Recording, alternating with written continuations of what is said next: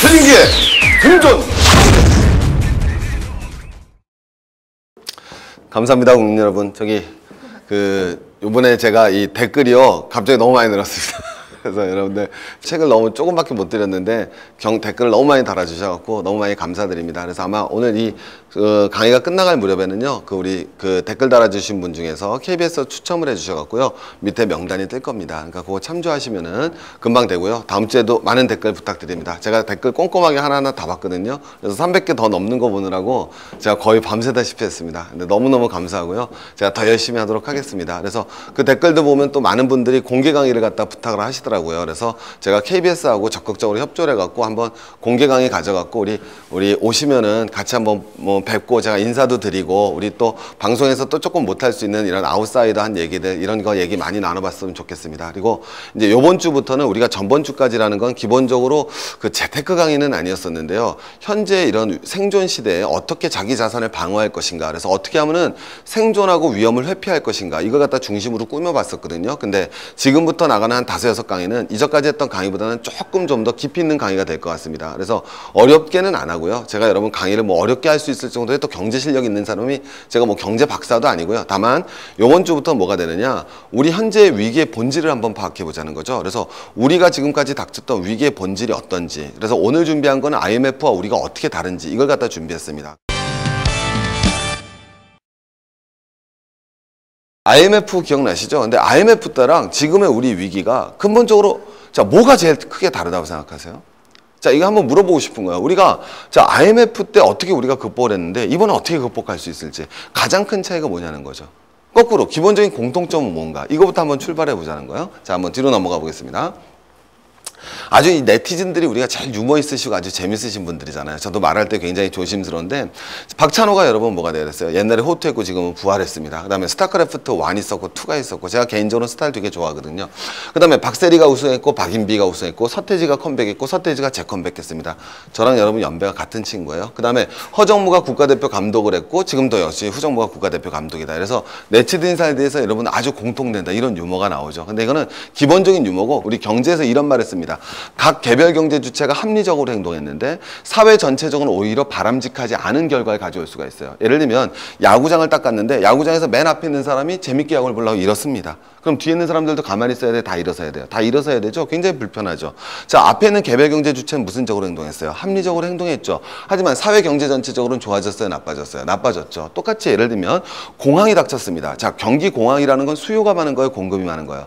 당연히 공급이 많은 거죠. 그러면 사람들은 뭘 늘려줘야 돼요? 소비를 늘려줘야 되는데, 하지만 어떻게 소비를 늘려요? 당장 남편이 잘릴지 모르는데 아내는 장에 가서도 여러분 물건을 조금밖에 살 수가 없습니다. 그러면 소비는 오히려 더 뭐 하겠어요? 줄어들겠죠. 이걸 뭐라 그러냐면 The paradox of savings. 못 쫓아오시겠죠? 자, 가보겠습니다. 써드리면요, The paradox of 뭐가 된다? savings, 이렇게 얘기합니다. 그러면 이 saving이라는 게 뭐예요? 절약이죠. 절약의 무슨 설이다? 역설이다, 이렇게 얘기합니다. 그래서 개별 경제 주체는 나름대로 합리적으로 절약을 했지만 결국 경제는 좋아진다, 나빠진다? 나빠지는 거거든요.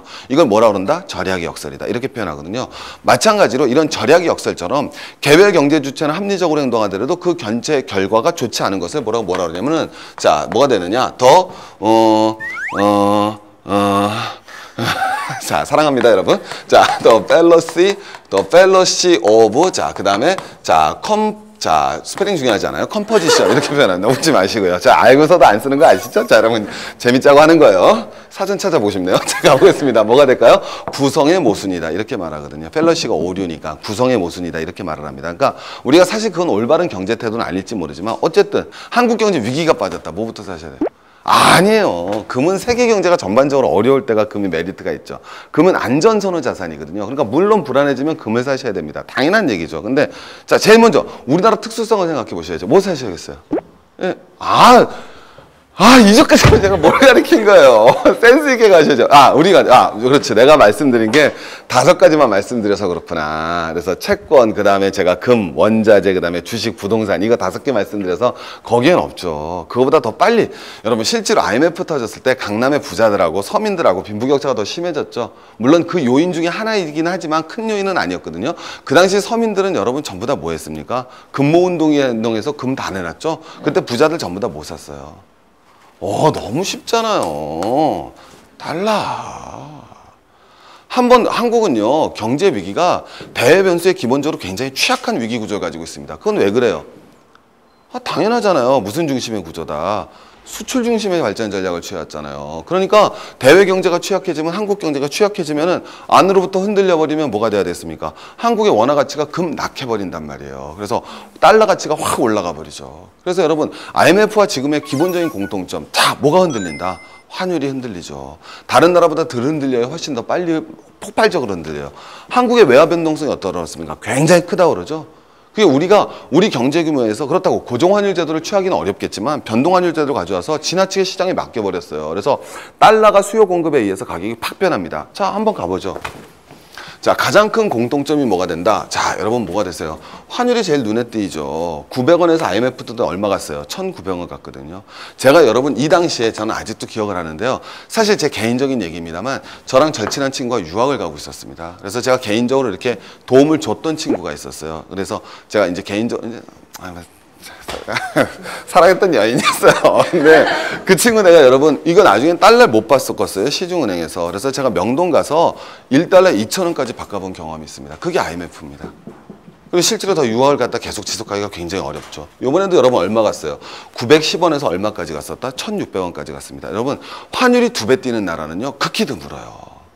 아무리 그래도 이런 단시간에 환율이 2배 뛰는 것이 이게 바로 뭐다? 공통점이죠.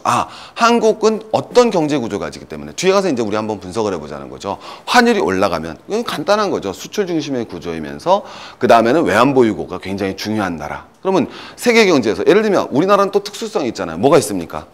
자, 여러분 오늘 뭐 했어요? 지금 며칠 사이에 너무 큰 일들이 많이 벌어졌습니다. 그죠? 저도 여러분 깜짝 놀랐어요. 사실 저도 개인적으로는 노무현 대통령을 이렇게 뭐라 그러냐, 그분의 정책을 이렇게 막 지지하고 그럴 수도 있고 아닐 수도 있는데 저는 뭐 이렇게 대단한 지지자는 아니었거든요. 근데 저도 며칠 전에 정말 깜짝 놀라서 우리 서거하셨잖아요. 그래서 저도 삼가 조의를 표하고 저도 어디 가서 이렇게 국가꽃 한 송이 얹혀놓고 왔습니다. 저도 지금도 굉장히 마음이 아픈데요. 근데 그거 터지고 나서 바로 뭐 했습니까? 북한이 뭘 쐈어요?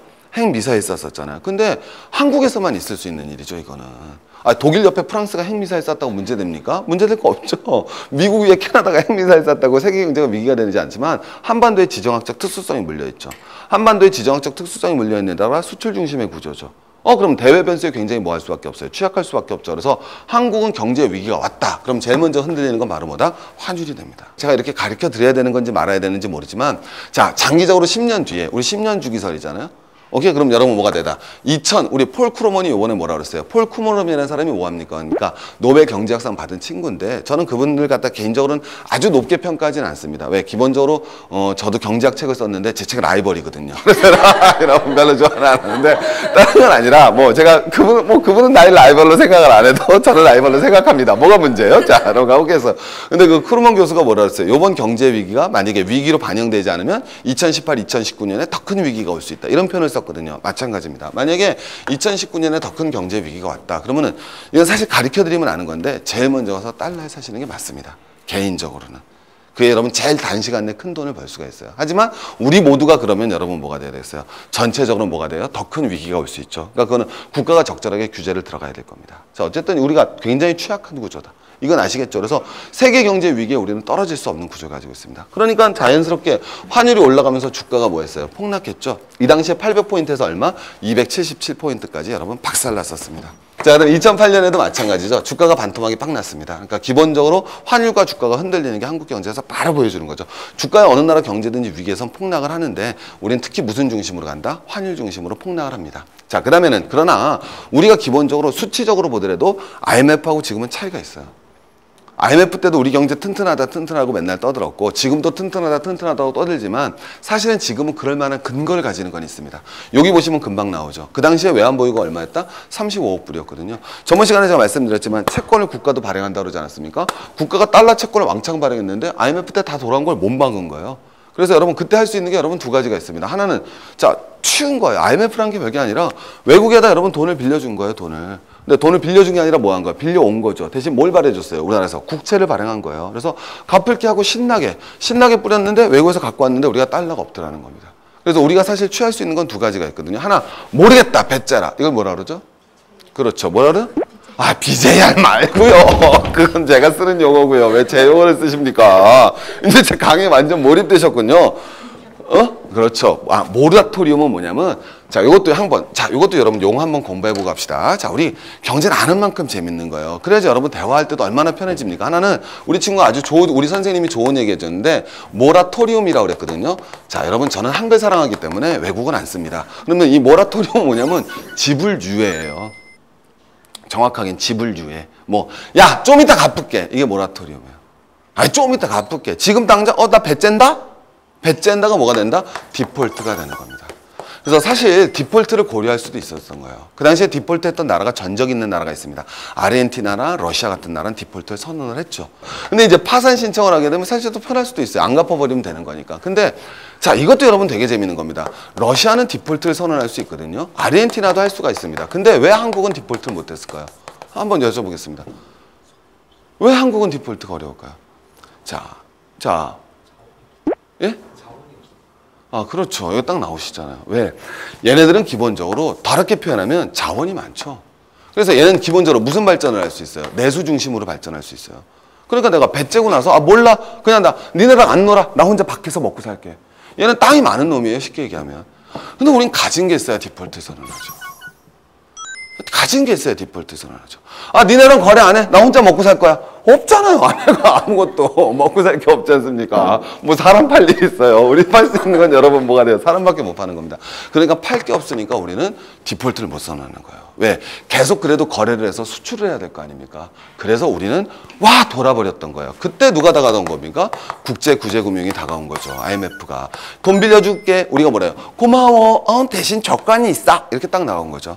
조건이 뭐야? 그랬더니 여러분 그때 조건이 뭐야 하고 여러분 따졌던 애가 걔 이름이 저랑은 개인적으로 좀 친한 친구입니다. 편지도 몇 번씩 주고받고 괜찮아요. 상관없어요. 뒷책임 제가 지나요. KBS가 지지? 자, 누가 된다 여러분? 가이트너라는 친구입니다. 현재 미국의 재무부 장관이. 얘가 우리나라 IMF에 와서 철저한 조건을 내세웠죠. 망해가는 기업 지원하지 마. 딱 나오죠. 자, 노동시장 유연하게. 노동시장 유연한가 말이 좋아서 유연하지. 쉽게 고용하고 쉽게 해고해. 노동자들 왕창 잘라 아닙니까? 그래서 우리나라 IMF 이후에 뭐가 터졌어요? 대량 해고가 터졌죠. 그게 우리나라 시금 현실 아닙니까? 이게 이제 기본적으로 뭐가 된다? 가이트너가 나와서 큰 소리 빵빵 친 거예요. 야, 종금사 다 문 닫아버려. 오케이? 은행들 부실, 자, 국가가 책임져. 우리가 돈 빌려줄게. 많이도 안 빌려줬어요. 1,200억 빌려, 큰 소리 이빠이 치고. 받아들여. 우리가 어떻게 해요? 안 받아들일 수가 없죠. 불종적으로 받아들인 겁니다. 왜냐면 이 IMF도 여러분들 또 아는 거냐면 밤새도록 말씀드리고 싶어요. IMF에서는 또 어떤 방식으로 그러면 맨날 IMF 얘기하면서 여기는 결정적으로 미국이거든요. 왜? IMF는요 의결권이 지분에 따라 있습니다. 주식회사처럼. 그러니까 IMF는 세계 각국이 다 돈을 낸 거겠죠. 지분에 따라서 의결권을 줍니다. 근데 재밌는 건요 15% 이상을 가지고 있는 국가는 거부권을 가지고 있습니다. 근데 지분을 15% 이상 갖고 있는 국가는 하나밖에 없는 거예요. 어디? 미국. 그래서 미국의 뜻에 반하는 IMF 정책은 나올 수가 없어요. 미국이 뭘 행사하니까? 거부권을 행사하니까. 그래서 우리가 맨날 왜 IMF 욕을 해? IMF 욕을 해? 미국하고는 다른 건데 아니에요. 미국이 거부권 행사가 있기 때문에. 그러니까 미국을 중심으로 한 IMF의 요구를 우리가 수용하지 않을 수밖에 없었죠. 정리되시겠죠? 그러면서 우리가 한국 경제 규조가 10년 사이에 확 바뀌어 나간 겁니다. 그럼 한번 또 정리를 한번 해봅시다. 어떻게 바뀌어나는지. 자, 어쨌든 이 구조를 이해하시겠죠, 여러분. 오케이? 그래서 여러분, IMF란 건 기본적으로 우리가 그때랑 지금하고 다르다고 얘기할 수 있는 건 그때 외환보유고 얼마였었다? 35억 불이었는데 지금은 여러분 거의 아직도 2,000억 불은 갖고 있죠.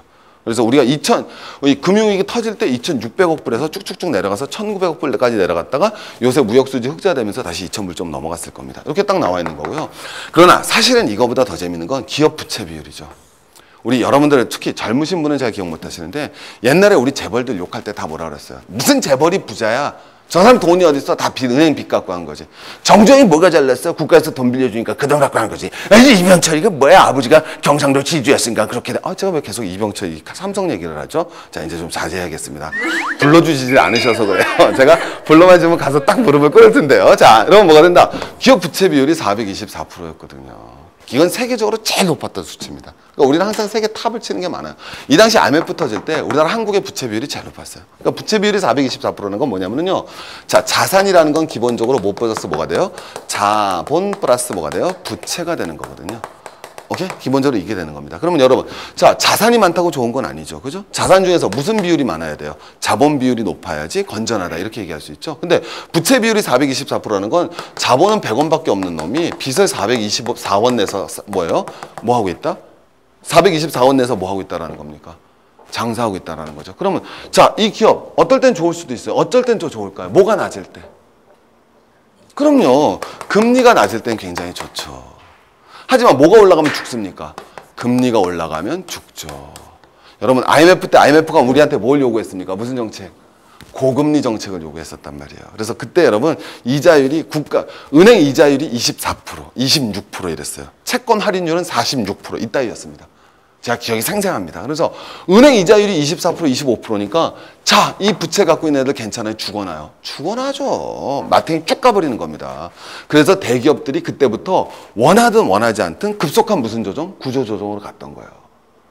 오케이? 이게 IMF와의 여러분 기본적인 차이점입니다. 그래서 IMF 이후에 한국이 여러분 거꾸로 이번에는 부채 비율이 제일 낮아졌어요.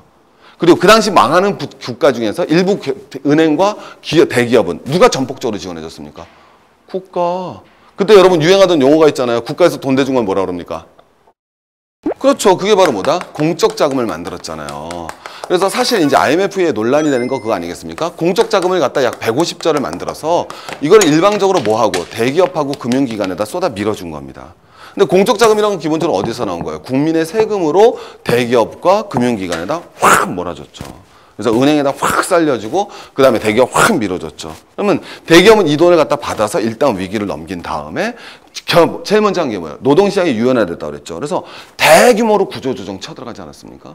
대규모로 구조조정 쳐들어가니까 그 사람들 여러분 갈 데가 없으니까 결국 나와서 그때 다 뭐 했어요? 다 닭집 차렸잖아요. 다 닭집. 그때 제일 늘어난 게 닭집 아니에요? 이서방 양념통닭부터 시작해갖고 한번 읊어볼까요? 안동찜, 자, 그만하겠습니다, 여러분. 미친 듯이 닭집들이 퍼져나갔습니다. 그죠? 자영업자의 시대가 됐던 거예요. 오케이, 무조건 많은 자영업자가 몰락해갔지만 자영업자 비율이 굉장히 높아졌던 시대. 그게 바로 뭐예요? IMF 이후 우리의 변화된 모습입니다. 근데 지금은 여러분 기업의 부채 비율이 몇 프로다? 92%까지 떨어졌죠. 그러니까 요거하고 요것만 딱 바라보시면 차이를 아시겠죠? 그죠? 아, 위기의 기본적인 공통점은 환율로부터 다가온다. 그러면서 자연스럽게 주가는 폭락하는 거지만 기본적으로 그 당시에는 뭐가 됐다? 외환이라든가 기업에 기본적으로 부채 문제가 있었다면 지금은 오히려 자, 외환은 여러분 뭐로 바라보시면 돼요? 국가. 국가가 가지고 있는 돈이 외환이잖아요. 그죠? 이건 뭐가 돼야 됐어요? 기업이죠. 그런데 국가나 기업은 예전과는 다르게 나름대로 건강한 체격을 유지하고 있는 상태다. 이게 딱 나올 수 있습니다.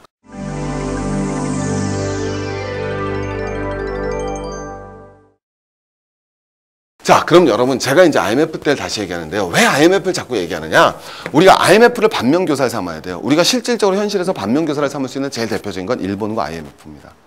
일본과 IMF가 이번 위기에서 여러분 볼 수 있는 우리가 반면교사죠. 왜?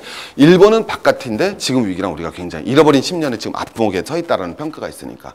반면에 IMF는 우리의 과거니까. 이 두 개를 가지고 우리가 종합하면 쉽게 나갈 수가 있거든요. 근데 자, 제가 제일 먼저 얘기하는 건 IMF는 맨날 IMF가 뭐라요? 외환위기다, 외환위기다 그러잖아요.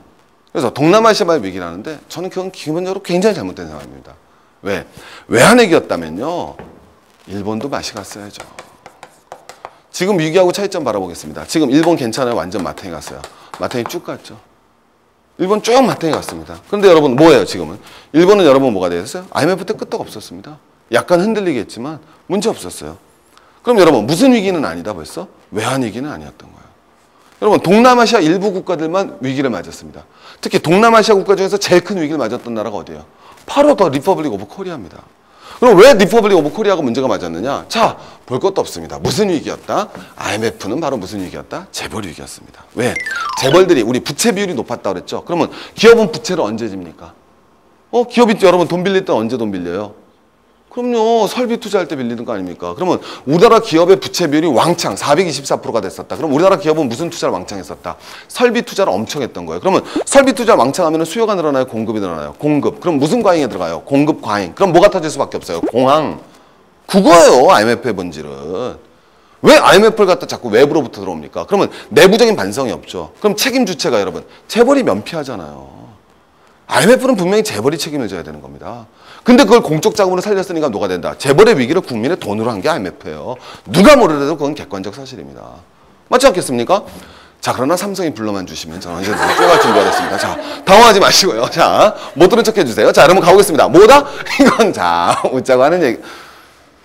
가슴속에 이 분노를 삼킬 수가 없군요. 자, 가보겠습니다. 자, 요새 제가 분노하는 일이 많아갖고요. 자, 뭐가 된다? 이거는 설비 투자 과다에 따른 기업 파산입니다.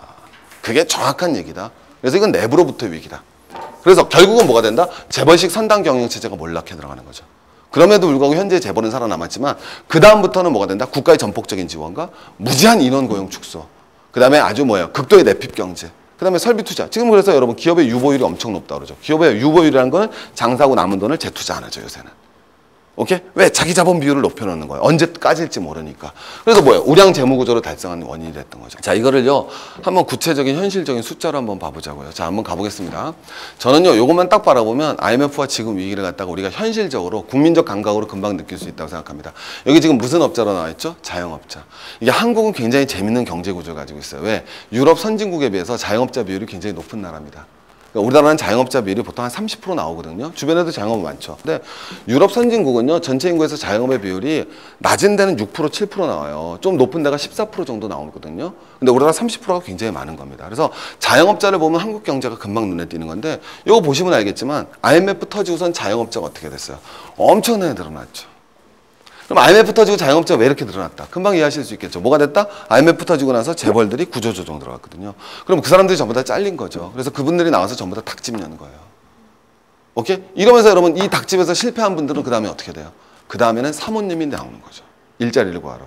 그러니까 IMF 터지고 나서 오히려 여성 경제활동 참가율. 뒤에서 한번 배우겠습니다. 여성들이 집에서 주부하다가 전부 다 보험 외판업으로 나오셨죠.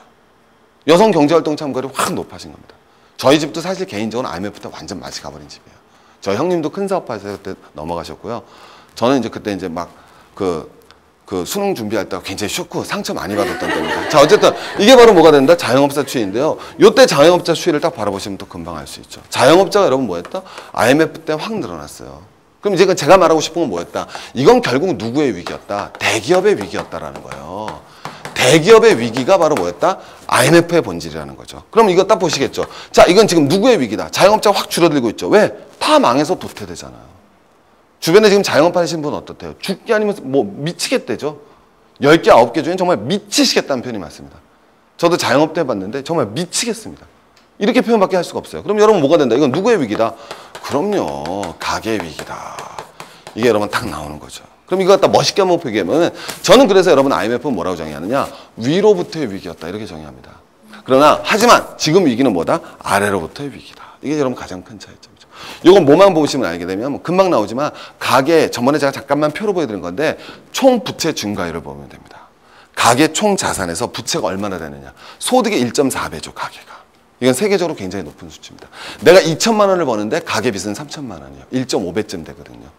이게 여러분 현재 위험 수위를 보여주는 거죠. 그럼 거꾸로 얘기해서 자, 대기업에 의해서 옛날엔 누가 뭐가 올라갔을 때 기억나죠? 이때 대기업도 뭐가 무슨 비율이 높았다? 부채 비율이 뭐였다? 높았다. 그럼 지금은 가계가 무슨 비율이 높아요? 부채 비율이 높죠. 그죠? 그럼 이 가계가 부채 비율이 높기 때문에 만약에 이 위기가 두 가지 국면으로 전개되면 가계는 끝장납니다. 어떤 방향과 어떤 방향? 하나, 금리 인상이죠. 여러분 얘네 왜 죽었어요? 똑같이 금리 인상돼서 죽었잖아요. 그죠? 그래서 금리 인상되면 여러분 가계가 박살날 겁니다. 그래서 앞으로 우리가 지금 나오는 부동자산이 여러분 811조가 떠돌아다닌다는데 제가 저거 그 사실 받아들이지 못하겠는데 그렇게 많지는 않습니다. 그게 어떻게 가고 어떻게 되느냐에 따라서 금리 변동이 우리에게 결정적 영향을 줄 수 있어요.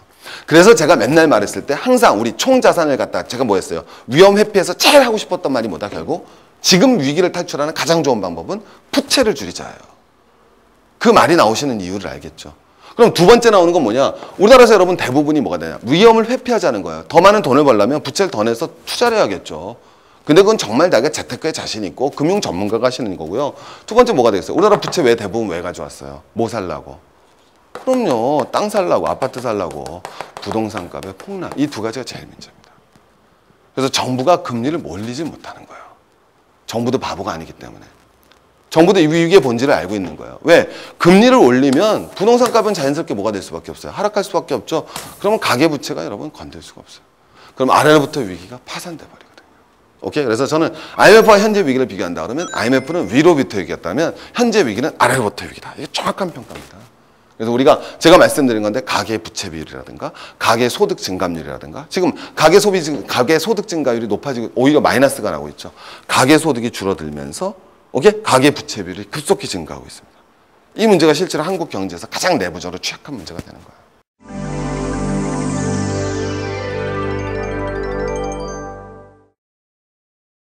가보겠습니다. 자, 아까도 말씀드렸지만 97년은 기본적으로 내부로부터 위기가 온 거고요. 이번 위기는 다르죠. 어디의 위기다? 외부의 위기다. 제가 말씀드렸잖아요. 97년도 역시 외부의 위기였다면 일본도 여러분 맛이 갔었어야 돼요. 근데 그러지 않았었거든요, 여러분.